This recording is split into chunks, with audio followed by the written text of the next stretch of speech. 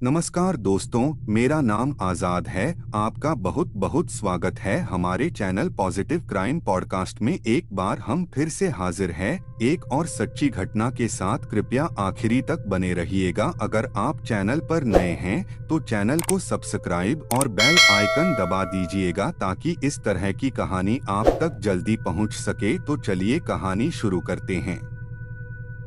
हिमाचल की खूबसूरत वादियों में पैदा हुई और लंदन से बॉलीवुड का रुख करने वाली प्रिया राजवंश, जिसकी एक तस्वीर ने उस समय के फिल्म प्रोड्यूसर चेतन आनंद को अपनी खूबसूरती का दीवाना कर दिया और चेतन आनंद ने उन्हें अपनी फिल्म के लिए हीरोइन और साथी भी चुन लिया।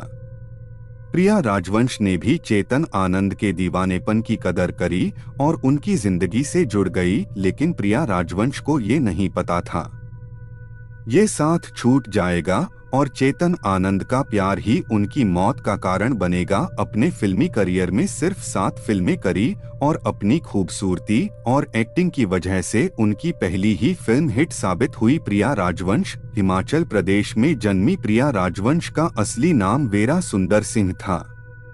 उनके पिता वन विभाग में काम करते थे, जिसकी वजह से प्रिया की शुरुआती पढ़ाई हिमाचल में ही हुई। वही इसके बाद उनके पिता को नौकरी के सिलसिले में लंदन जाने का मौका मिला और फिर प्रिया भी वहां चली गईं। यहाँ पर उन्होंने लंदन के royal academy of dramatic art से ग्रेजुएशन की पढ़ाई की। इसी बीच उन्होंने 22 साल की उम्र में एक नाटक में हिस्सा लिया और तब एक फोटोग्राफर ने उनकी फोटो खींची और ये फोटो किसी तरह देव आनंद के भाई और निर्देशक चेतन आनंद के पास पहुंची और इस तस्वीर को देखते ही चेतन आनंद प्रिया की खूबसूरती के दीवाने हो गए। इस समय चेतन आनंद अपनी फिल्म के हीरोइन ढूंढ रहे थे। वहीं प्रिया की फोटो देखने के बाद उन्हें लगा उनकी फिल्म की हीरोइन मिल गई है। वहीं दूसरी और फिल्मों में आने का सपना देखने वाली प्रिया को हकीकत में फिल्म मिलने वाली थी। चेतन आनंद किसी तरह से बात करी और उन्हें लंदन से मुंबई बुलाया और यहां से प्रिया का लंदन से मुंबई की मायानगरी का सफर शुरू हुआ। मुंबई आते ही चेतन और प्रिया की मुलाकात हुई और इस दौरान चेतन के पूछे जाने पर कि वो उनके फिल्म की हीरोइन बनेगी और जवाब देते हुए प्रिया ने उन्हें हाँ कर दी। फिल्म का नाम था हकीकत। फिल्म बनी, रिलीज हुई और बॉक्स ऑफिस पर सुपरहिट रही। प्रिया राजवंश की एक्टिंग लोगों को खूब पसंद आई और इस एक ही फिल्म से उन्हें स्टार बना दिया। प्रिया का फिल्मी सफर 1964 में शुरू हुआ और 22 साल बाद 1986 में उस पर पूर्ण विराम लग गया। दरअसल इस फिल्म शूटिंग के दौरान चेतन और प्रिया के बीच नजदीकियां बढ़ी। चेतन शादीशुदा थे पर अपनी पत्नी के साथ रिश्ते अच्छे नहीं थे। दोनों अलग रह रहे थे, जिसकी वजह से उन्हें प्रिया का साथ पसंद आया। वहीं प्रिया भी इंडस्ट्री में नई थी और वो सिर्फ चेतन को ही जानती थी, जिसकी वजह से ये नजदीकियां एक दूसरे का ख्याल रखने से शुरू हुई और प्यार में बदल गई। और 70 के दशक में प्रिया और चेतन लिव इन रिलेशनशिप में रहने लगे थे। दोनों अक्सर पार्टियों साथ नजर आते थे, जिसकी वजह से लोग उन्हें पति पत्नी की तरह देखने लगे थे। प्रिया की खूबसूरती की बात करें या उनके अभिनय की, दोनों ही चीजें तारीफ के काबिल थी, जिसकी वजह से चेतन ने उन्हें बाहर किसी और फिल्म में काम नहीं करने दिया और इस वजह से प्रिया ने कम ही फिल्मों में नजर आई। चेतन ने प्रिया को लेकर दूसरी रंगीन फिल्म हीर रांझा बनाई, जिसमें उनके साथ राजकुमार भी थे। प्रिया को इस फिल्म के लिए काफी ज्यादा तारीफ मिली थी।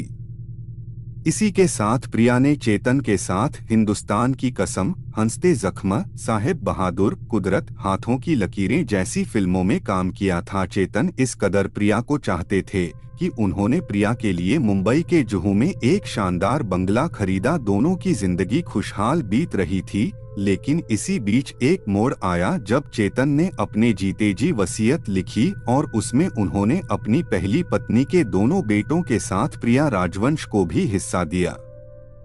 साथ ही चेतन ने जो बंगला खरीदा था वह काफी बड़ा बंगला था। उसमें एक हिस्सा उनके दोनों बेटों और एक हिस्सा प्रिया राजवंश के नाम किया। चेतन के दोनों बेटे वसीयत में प्रिया की भागीदारी से नाराज हुए और इस दौरान गहर में झगड़े और लड़ाई भी हुई। इसी बीच प्रिया राजवंश के लिए मुसीबत तब शुरू जब 6 जुलाई 1997 को बीमारी की वजह से चेतन की मौत हो गई और चेतन के मरने के बाद उनके दोनों बेटे प्रिया को परेशान करने लगे। वह चाहते थे कि प्रिया किसी तरह उस बंगले को खाली कर दें, क्योंकि इस बड़े बंगले की कीमत धीरे धीरे करोड़ों में पहुंच गई थी। जिसके बाद चेतन के बेटों ने प्रिया की हत्या की साजिश रची गई। चेतन आनंद के दोनों बेटों ने प्रिया की हत्या के लिए नौकरों को पैसे का लालच दिया। नौकर नौकरानी मान गए और गला घोंटकर मारने का प्लान बनाया। 26 मार्च 2000 की रात को माला चौधरी अशोकन स्वामी उनका गला घोंट देता है। इसी बीच माला चौधरी को लगता है कि प्रिया जिंदा हैं। तब वह बाथरूम में ले जाती है और कपड़े धोने वाले पट्टे से सिर पर जोर 2-3 बार मारती है, जिसके बाद प्रिया की मौत हो जाती है।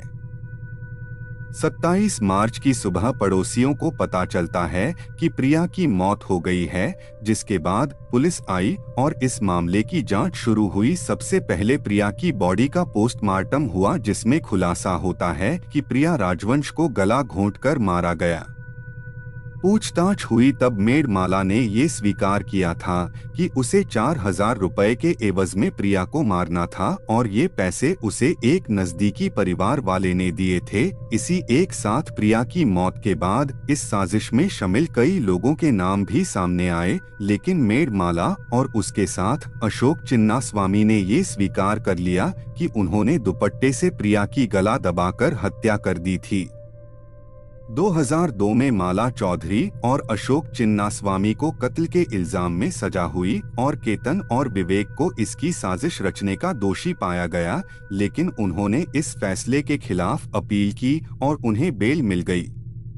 2011 में एक बार फिर इस मामले में अपील की गई कि उनके दोषी होने के फैसले पर दोबारा गौर किया जाए, लेकिन इसका फैसला अभी तक नहीं आया। प्रिया राजवंश को गए हुए अब 22 साल से ज्यादा का समय हो गया है, लेकिन उनकी पहली फिल्म हकीकत की तरह इस कत्ल की हकीकत कभी सामने नहीं आ पाई। कैसी लगी कहानी कमेंट में लिखना ना भूलिएगा। तब तक के लिए धन्यवाद।